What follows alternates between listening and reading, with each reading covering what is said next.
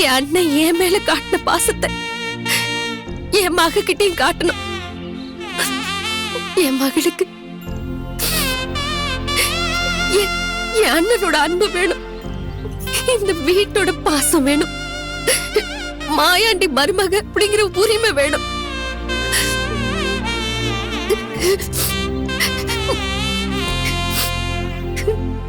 நிறைவேற்றி கொடுப்பியானே? நிறைவேற்றி வைப்ப.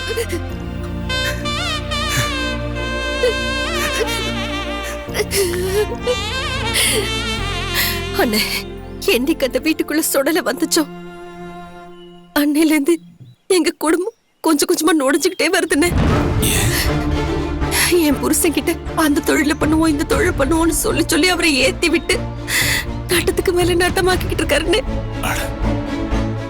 இத்தனை நாள் நல்லது கெட்டதுக்கு மட்டும் குடிச்சுக்கிட்டு இருந்தாரு அந்த மனுஷன். இப்ப அவரை தினமும் குடிக்க வச்சு அவரை குடிக்க அடிமைக்கிடுவாரோன்னு எனக்கு பயமா இருக்குன்னு. என்னதான் சொல்ற நீ? அந்த சூடலையா? நான் வேண்டான்னு வேணாம்னு அதையெல்லாம் அந்த பிரச்சனையெல்லாம் நான் எப்படி சமாளிச்சுக்கிறேன்.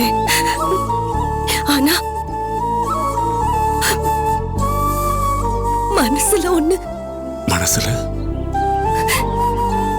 சொல்லுத்தா. ஆம்பளை பிள்ளை வேணும் ஆம்பளை பிள்ளை வேணும்னு சொல்லி சொல்லியே அடுத்தடுத்து 3 பொம்பளை பிள்ளையா பெத்து விட்டுட்டேன். என் புருஷனை மட்டும் நம்பி என் பிள்ளைகளை கரை சேர்க்க முடியுமான்னு எனக்கு தெரியலன்னு. நாளைக்கு என் பிள்ளைங்க வளர்ந்து நிக்கிறப்போ நீ எப்படி என்னைய கட்டி கொடுத்தியோ அதே மாதிரி என் பிள்ளைகளையும் கரை சேர்த்துருன.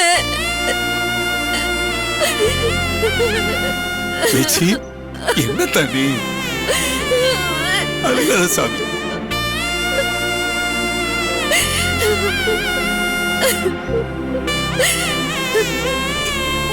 யாரு கேக்குறதுன்னு தெரியல. என் குடும்பம் இருக்கிற நிலைமையில போக போக இன்னும் மோசமாயிருச்சுன்னா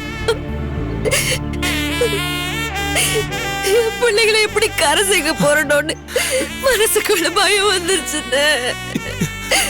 அதனாலதானே ஓட்ட வந்து நிக்கிறேன், உங்ககிட்ட வந்து நிக்கிறேன். சாமி,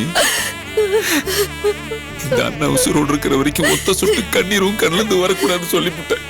நம்ம பூங்கொடி, செந்தமிழ், இளவரசி இவங்க 3 பேர்த்தோட வாழ்க்கைக்கும் இந்த தாய் மாம நான் பொறுப்புத்தா.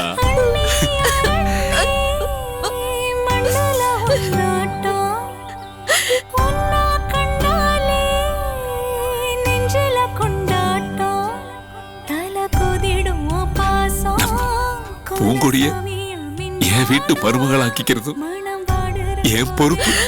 என் சாமி.